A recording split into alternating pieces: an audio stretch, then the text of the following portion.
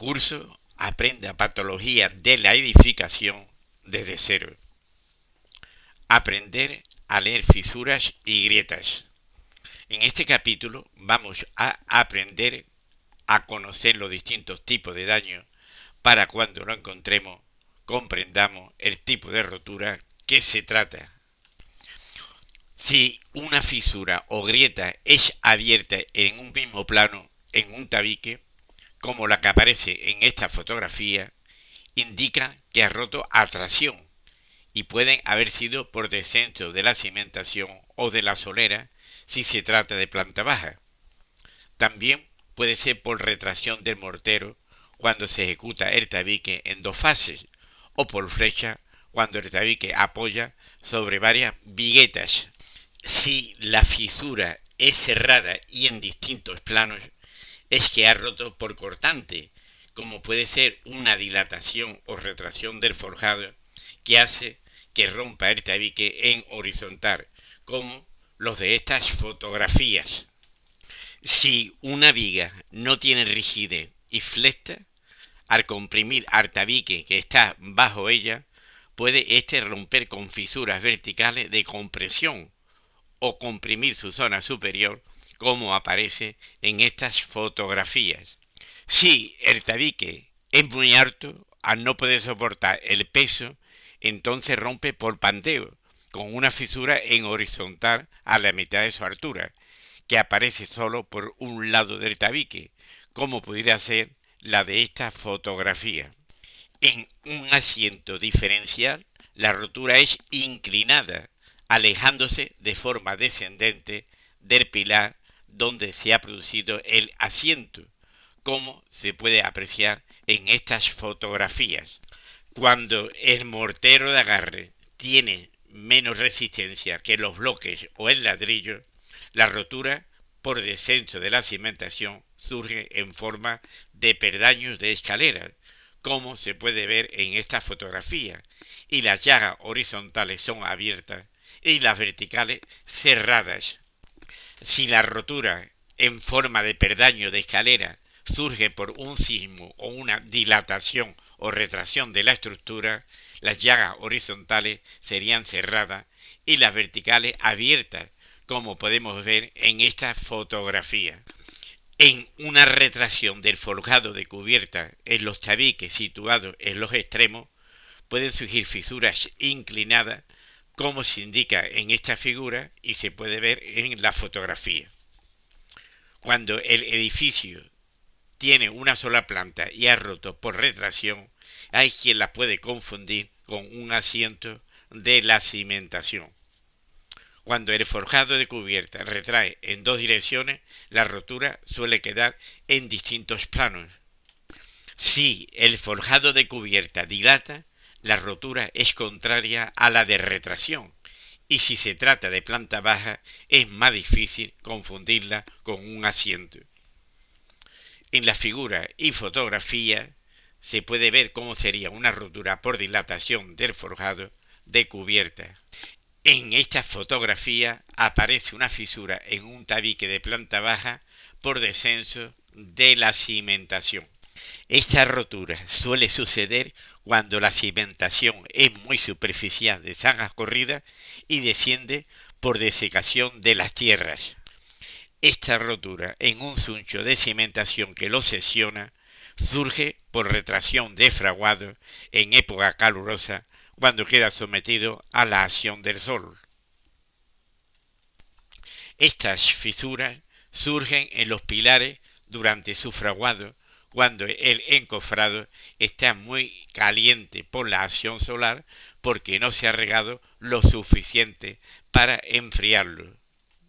En esta fotografía aparece una fisura vertical de retracción térmica entre un pilar y el tabique que forma el cerramiento de fachada y que hay veces que surge en discontinuidad. En estos pilares han surgido fisuras verticales por retracción del enfoscado que se ha desconectado del paño y que se pueden confundir con una corrosión de la armadura.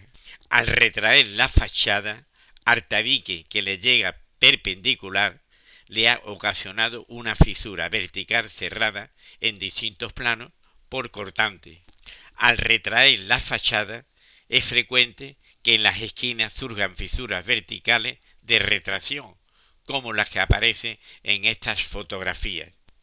En los edificios de mayor longitud existe más posibilidad que en los tabiques surjan fisuras verticales de retracción, y hay veces que al dilatar el edificio rompe igualmente a tracción, y el técnico no especializado las confunde con una retracción.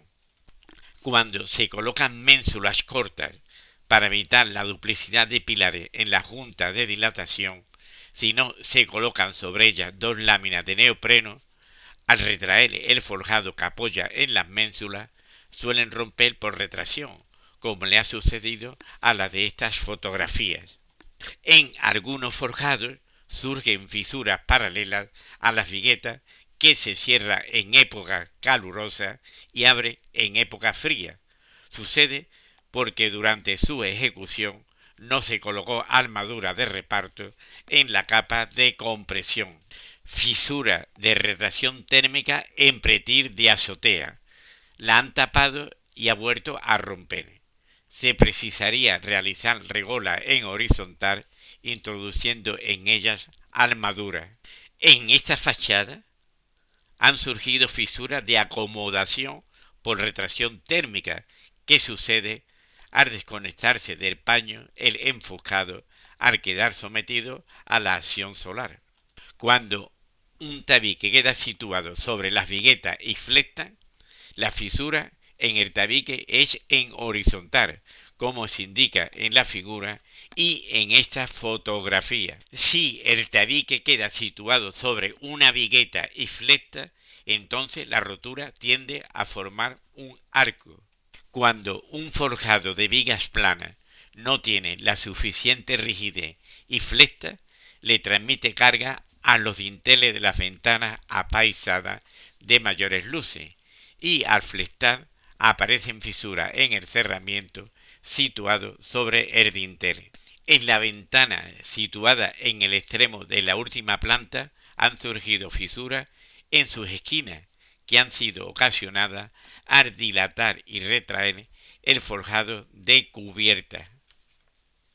En esta ventana situada en planta primera han surgido fisuras en las esquinas de su zona inferior ocasionada por la deformación de la viga que soporta el cerramiento. Los sunchos situados en extremos de vigas en voladizos que soportan cerramiento tienen poco momento negativo en sus extremos y al no tener la rigidez suficiente suelen flectar más y surgir fisuras por flecha como aparece en estas fotografías.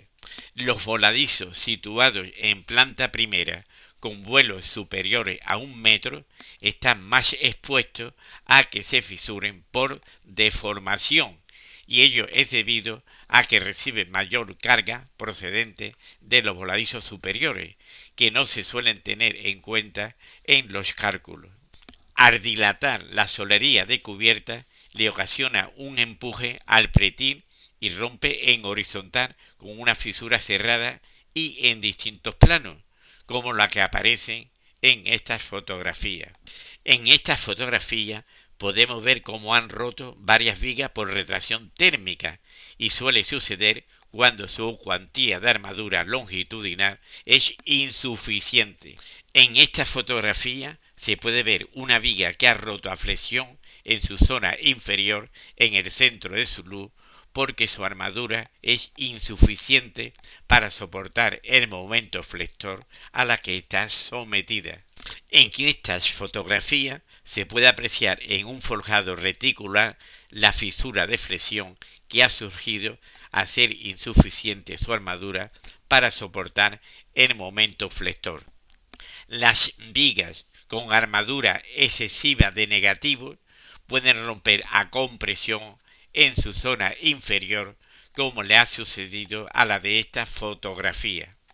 Las vigas, cuando no pueden soportar la carga a la que quedan sometidas, pueden romper por cortante con una fisura inclinada cerca del apoyo, como le ha sucedido a las de estas fotografías.